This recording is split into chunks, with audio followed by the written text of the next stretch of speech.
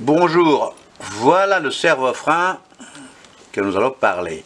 En ouvrant le capot, se trouve à droite, c'est-à-dire au niveau du conducteur. Voilà la grosse casserole ici, la pompe centrale ici, que nous allons parler, et voilà le tuyau de dépression. À côté, nous allons voir les petits tuyaux qui vont, voilà,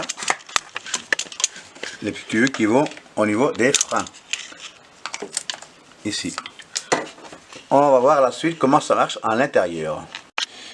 Ici, regardez comment ça marche quand le moteur ne tourne pas, comme c'est dur, hein, très dur, et on n'a pas de frein. Alors attention, quand vous roulez, hein, faites attention parce que le servo-frein ne marche pas, donc vous n'avez pas de frein, c'est très très dur pour appuyer. Regardez ici quand le moteur tourne, comme c'est facile, hein, il suffit, même avec le doigt, vous appuyez, ça marche très bien. Ici, le servo-frein fonctionne, voilà, c'est très très mou. Avec un seul kilo, vous arrivez à freiner, tandis qu'il vous faut 30 ou 40 kilos pour freiner, voilà. Alors, bonjour encore une fois. Voilà, ici nous avons un plan, un dessin, sur lequel il n'y a pas de servo-frein. C'est direct, vous voyez, la pédale ici, on pousse, et c'est pour ça que c'est très dur. On appuie tous les liquides de frein, et ça bloque les 4 roues.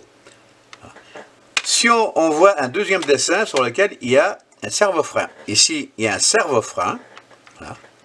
Et voilà, la pompe centrale qui est ici. On appuie avec la pédale. Le servo-frein, quand le moteur fonctionne évidemment.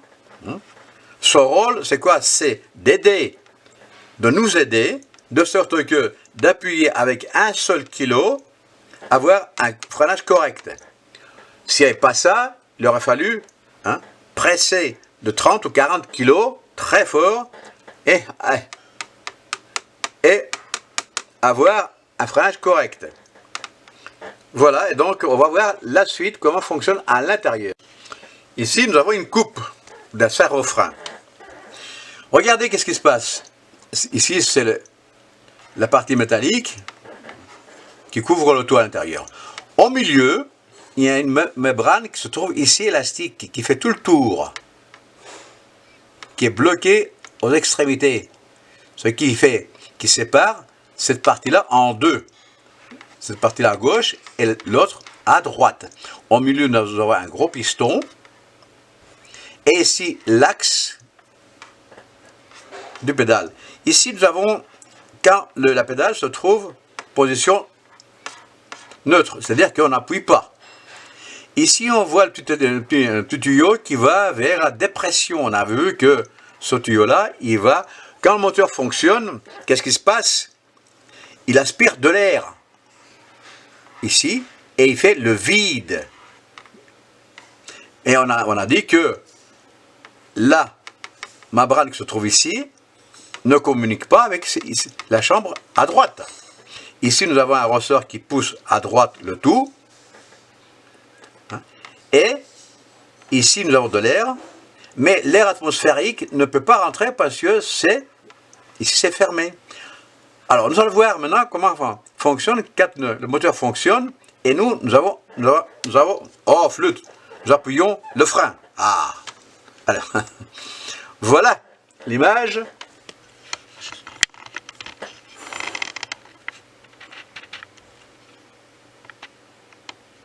Ici, alors nous sommes sur la phase de pression, là, nous pressons la pédale. Qu'est-ce qui se passe quand nous pressons la pédale? Le moteur fonctionne, regardez ici, il y a l'aspiration de l'air, c'est-à-dire qu'il y a ici une dépression, ici se fait un vide. De l'autre côté, il y a l'air atmosphérique qui rentre par cette partie-là, c'est-à-dire qu'il y a une pression d'un bar, l'air rentre ici, passe par cette partie-là, il fait remplir toute la chambre ici. Cette chambre-là, il y a une pression de 1 bar, pousse le piston vers la gauche, puisque ici, il y a une dépression. C'est-à-dire qu'on a pression, dépression, donc 1. Ici, 0. Donc, le piston s'avance vers la gauche, qui entraîne en même temps la pédale. C'est comme ça qu'il marche un servo-frein. C'est pour ça qu'on a dit que quand le moteur ne fonctionne pas, la pédale est très dure. évidemment, parce que ici il y a une pression là, une pression ici, donc 0. Et nous, il faut qu'on applique toute la force sur la pédale pour pouvoir faire pousser le liquide de frein et actionner tous les pistons. Alors vous allez voir maintenant la pompe centrale qui se trouve ici. Voilà le maître cylindre.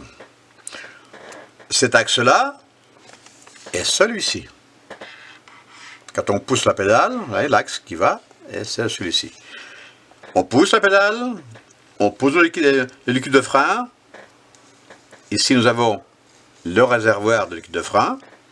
On pousse avec l'axe, le liquide de frein sort par les tuyaux et il va actionner les 4 roues du véhicule. Voilà, c'est comme ça qu'un servo-frein marche. Merci bien.